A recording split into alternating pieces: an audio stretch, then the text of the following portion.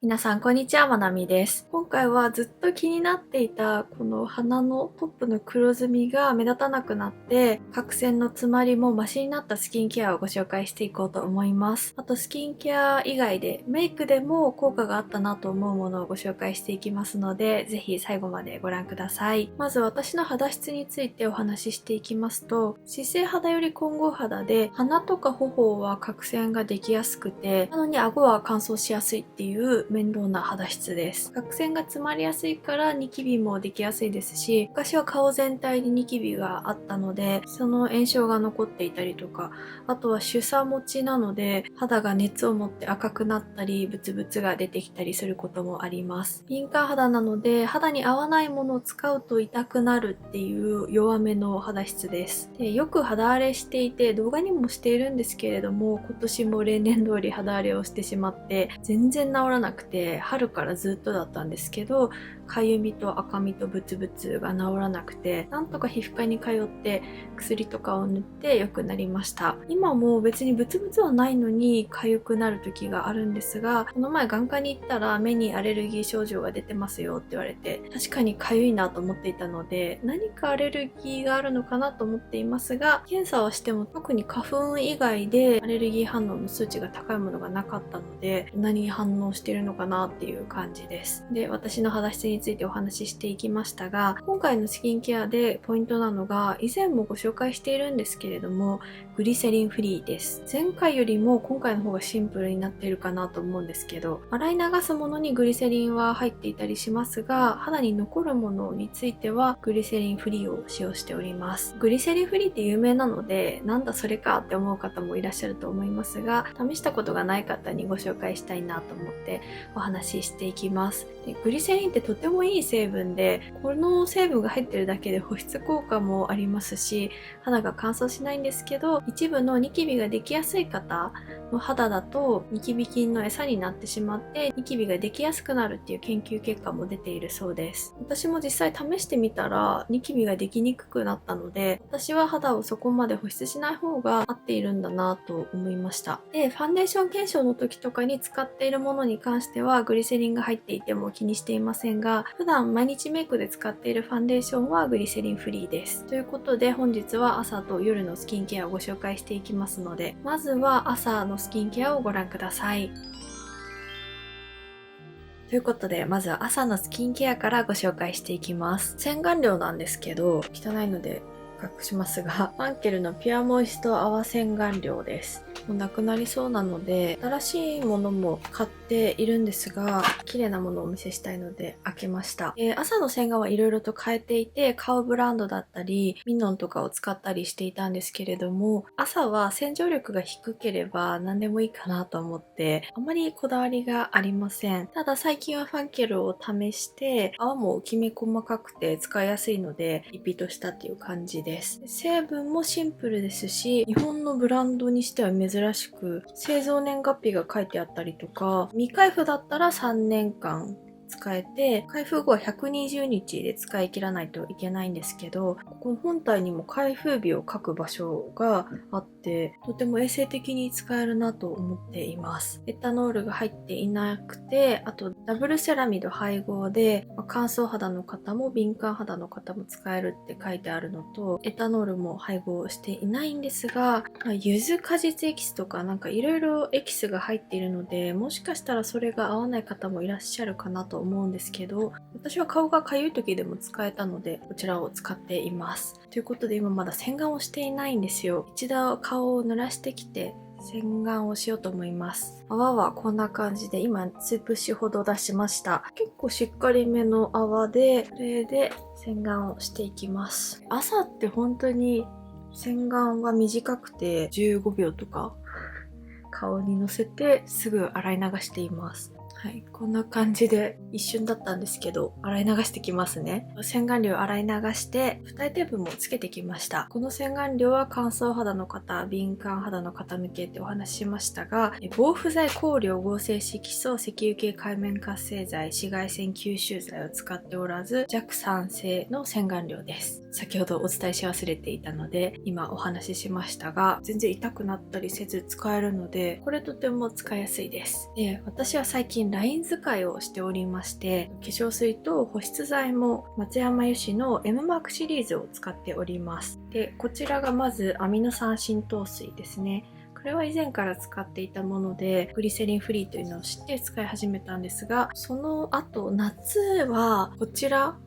の商品を1本だけ使っておりまして、もう化粧水兼保湿剤みたいな感じで肌も荒れていたので、これを使っていました。で、2本使っていたんですけれども、その後だんだん肌のかゆみも落ち着いてきたので、またこれに戻したっていう感じです。で、これは NMF っていう天然保湿因子が含まれていて、角質層内に水分を留めてくれて、乾燥による肌トラブルも防いでくれます。で、NMF の 40%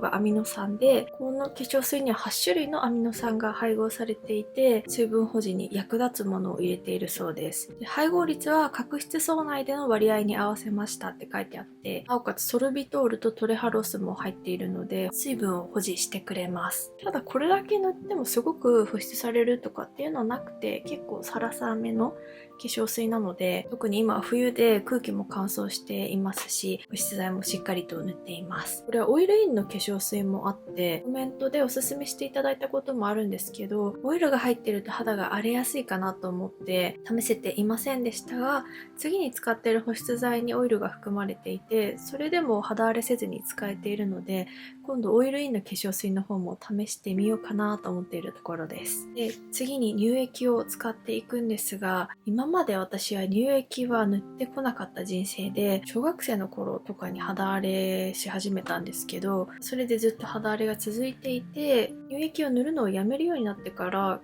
かなり肌の状態が良くなったんですね。今考えると油分を塗りすぎていたなと思っていて、それから全然塗ってこなかったんですけど、これは荒れにくくて、最近肌質が少し乾燥気味になってきたなとは思っているので、年齢による変化もあって乳液が合うようになったっていう可能性もあるんですけど、こちらを使っております。アミノ酸保湿ローションっていう名前で、これも8種のアミノ酸が配合されていて水分を保持してくれます。あとマカデミアナッツ油由来のマカデミアナッツ脂肪酸フィトステリルっていうのが入っていて、肌の表面に薄い膜を作ってくれて、摩擦とか外的刺激から肌を守ってくれます。あと最近リニューアルして保湿してくれる成分であるマルチトールというものも配合されたそうです。朝のスキンケアってファンデーションとの相性とかも気になるじゃないですか。私がいつも使っている日焼け止めとの相性も大丈夫ですし、ファンデーション塗った時にボロボロ出るっていうこともなかったので、こちらを使っています。ただ夜に使っているもう一つの保湿剤を塗るとボロボロするので、朝はこれだけ塗っているっていう感じです。これもですね、ワンプッシュ多いんですけど塗っています。乾いたらそんなにベタつかないんですよ。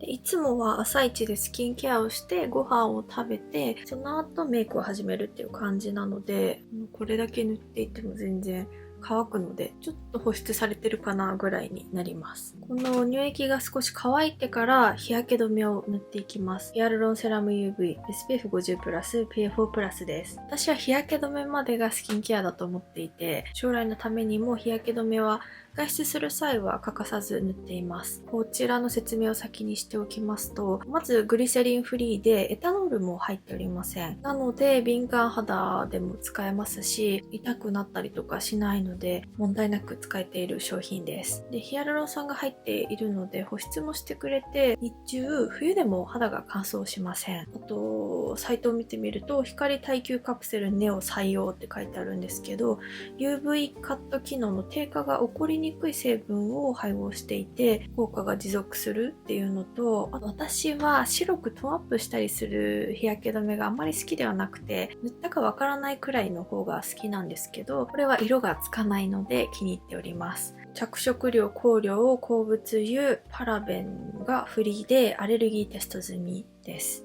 私は紫外線の効果を重視する際は紫外線吸収剤と散乱剤の両方が入っているものがいいかなと思いますが、これは吸収剤しか入っていません。吸収剤で肌が痛くなるっていう方もいらっしゃると思うので、そういう方は注意してください。私は特に問題なく使えていますが、合わない成分がある方は成分表を確認していただければなと思います。少しベタつきが収まったので日焼け止めを塗っていきます。そうだ、ちなみにですね、この松山油脂の商品は特に香料とかは入っておらず、匂いはないので使いやすくて、この日焼け止めも香りはありません。少し黄みがかっているほぼ白色の日焼け止めで、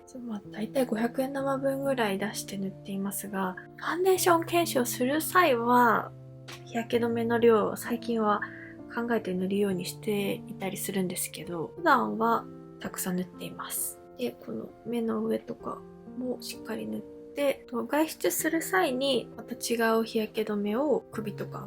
手とかにも塗っています。こんな感じで大量に塗りまして、これを乾かしてからいつもベースメイクとかをしています。スキンケアではなくてメイクで気をつけていることをお話ししていきたいと思います。まずですね、私は普段はパウダーファンデーションを使っています。パウダーファンデーションを使い始めてから肌負担も減りましたし、角栓の詰まりも以前ほどは気にならなくなったので、とても肌に合っているんだなと思っていますが、普段のメイク動画とかでよくご紹介しているのでご存知の方は多いかもしれないんですけど、この組み合わせをベースメイクで使っています。このエトボスのミネラルシルキーベールを全顔に塗って、その後このインテグレートのパウダーファンデーションを上から重ねています。で、酸化塩って角栓が詰まりやすいっていうので気にしている方多いと思います。私もリキッドを塗るときに酸化塩が入っていると角栓が詰まりやすいなって感じるんですけど、パウダーファンデーションに限って言うと酸化塩が入っていても全然気にならないので、こちらには普通に酸化塩が入っています。おそらくリキッドだと油分も一緒に入っているので、それと固まって穴が詰まってしまいやすいのかなと思っていますが、パウダーファンデだったら私は全然大丈夫です。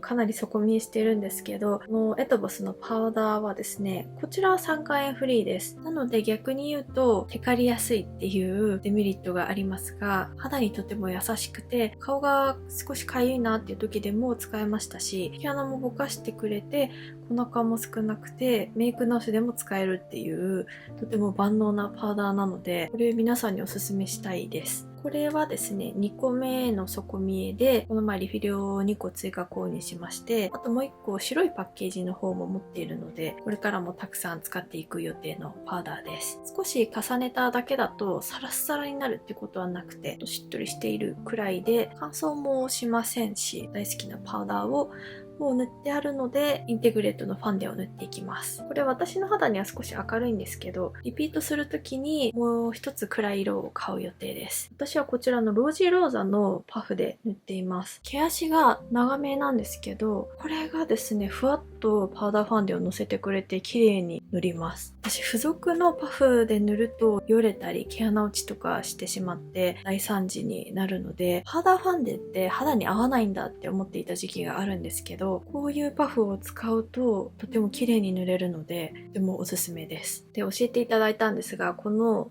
紐をくるっとひっくり返したらこちら側も使えるよっていうのを教えていただいて、そうすると4日間使えるので、いいコツを教えていただきました。塗り方は簡単で、ここにパフに取って一度アップでお見せしますね。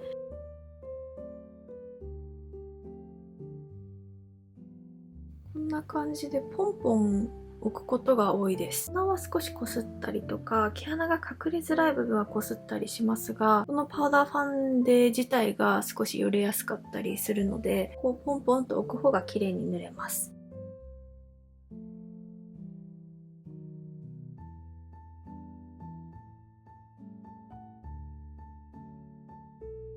やっぱり毛穴をしっかりと隠したかったらリキッドとかの方が綺麗に仕上がりますが、このパウダーファンデもカバー力がある方なので綺麗なんですよ。引きで見るとこんな感じで、塗っていない方、塗った方でしっかりメイクしている感じが出ますよね。プチプラのファンデって意外と色が明るいものが少ないなと思ってていて、私も別に肌色が明るいわけでもなく、韓国コスメだと21とか22とかを使うくらいの肌のカラーなので、かなり肌のトーンが明るい方って、パウダーファンデで市販で売っているものだとカラーが合わない方が多いかなと思いますが、インテグレートは明るめです。でもすごく明るい方には合わないと思います。普段日本のファンデーションで標準色より少し明るめを選ぶ方が一番明るめとか2番目のカラーとかが合うかなと思うので、こういう方だと色選び難しいですよね。クリオのパウダーファンデはかなり色が明るかったので、どうしてもパウダーファンデーションを使いたいっていう方はそれをチェックするといいかもしれません。こんな感じです。もう一度アップでお見せします。こんな感じで仕上がります。角栓が詰まりやすいからパウダーファンデを使いたい方で、カバー力も必要という方はぜひこのインテグレートのパウダーファンデをお試しください。メガネ外さないとですね。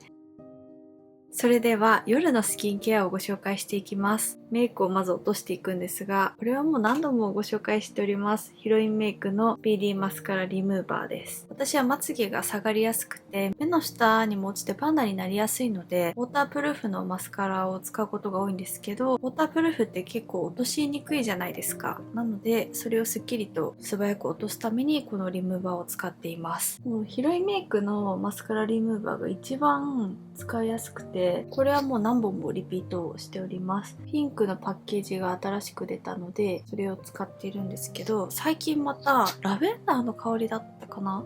パープルのパッケージのものが出ていて可愛いなと思ったんですけど、目の近くだから香料が入っていなくてもいいかと思って、ピンクの方を使っています。ここでオイルクレンジングを使っていくんですけど、クレンジングオイルがこちらです。カウブランドのメイク落としオイルです。肌が荒れてからシンプルなものを使うようにしていて、ミルクの方がより肌負担が少ないんですけど、オイルの方が肌荒れしにくい感じがして、最近はずっとこちらを使っています。まず、着色料、香料、パラベン、品質安定剤、鉱物やアルコールなどが無添加で、低刺激処方、皮膚アレルギーテスト済み、敏感肌の方によるパッチテスト済みで、厳選素材だけを使っているっていう、成分表も少なめでシンプルな処方になっているので気に入って使っています。あとセラミドヒアルロン酸、アミノ酸とかも入っていて、本当にプチプラで600円ぐらいで Amazon だったら買えると思うんですけど、こちらをリピートしております。意外とスキンケアってプチプラの方が成分が少なくて肌荒れしてる時に使いやすいんですけど、なのでプチプラが最近は多いです。ということでお見せしたいんですけど、見えているかわかりませんが、ワンプッシュで500円玉分ぐらいは出ますが、いつも2プッシュ半から3プッシュぐらい使っています。香りもないので使いやすいです。こんな感じでくるくるしながら使っていて、鼻の角栓が取れました。マスカラもスルッと落ちます。最近グリセリンフリーとか、あとパウダーファンデーションに変えてから角栓の取れる量が減ったんですよね。昔は毎日ポロポロ角栓がこの辺りとかからたくさん出ていたんですけど、まだ全然出るんですけど、かなり減ったなと思います。ということで、いつも水を少し足して乳化させてからその後落としているので、それは洗面所でやっていきます。洗顔料をお見せしていなかったので、一度戻ってきました。夜はこちらを使っています。ノブのウォッシングクリーム。この2のものなんですけど、敏感肌用の低刺激石鹸成分を使用していて、シンプルですし、あとアルコールフリー、無香料無着色、低刺激、パッチテスト、スティンギングテスト済み、あとはアレルギーテストも済んでいます。でも乾燥しないので、これが大好きなんですが、リンスとかをした後に洗顔をしたいので、明日の朝撮影して入れようかな。とりあえずこんな白色の洗顔料で、最近はもうネットを使わずに手で泡立ててから洗顔していますが、泡立ちもいい方なので、肌が荒れている時でも使いやすくて大好きな洗顔料で、こちらはリピートしております。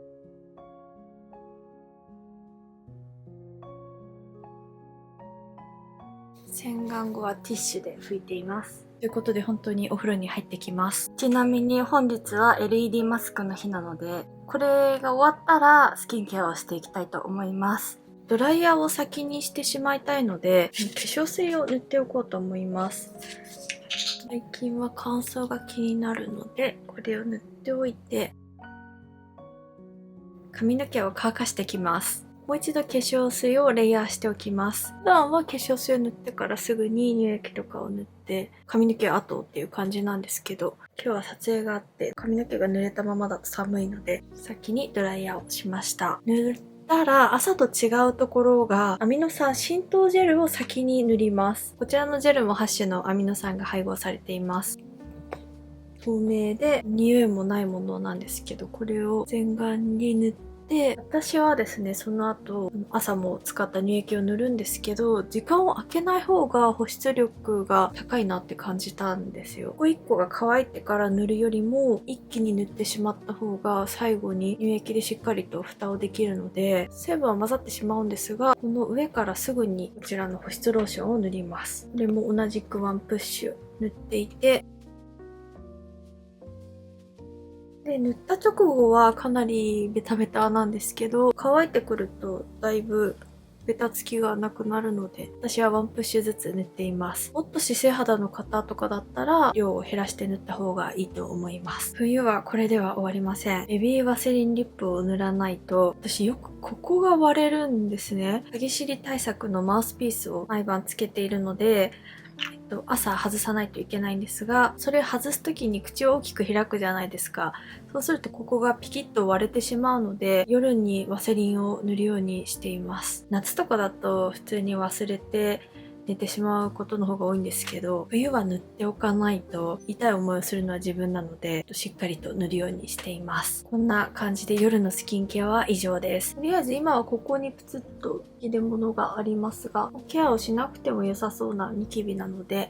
放っておきます。ただこれは可能しそうだなっていう赤い大きいニキビとかには最近はこちらを塗るようにしています。コスアレックスの The AHA2BHA2 ブレミッシュトリートメントセラムで、開けるとこういうコットンが入っていて、あと別の容器に液体が入っているので、それを中に入れて液を染み込ませているんですが、ピンセットでこのように取ってニキビがある部分にポンポンつけるっていうものです。サリチル酸などが入っているので皮膚の表面を少し溶かしてくれて皮脂の詰まりとかを軽減するっていうものなので、これを使うとだいぶ治りが早いです。あとそんなに痛くないですし、 PHA、ジンク、PCA、アラントインヒアルロン酸って書いてあるので、保湿ケア、皮脂ケア、あとは鎮静ケアとかもできるみたいです。最近はこちらにお世話になっております。という感じで夜のスキンケアは以上です。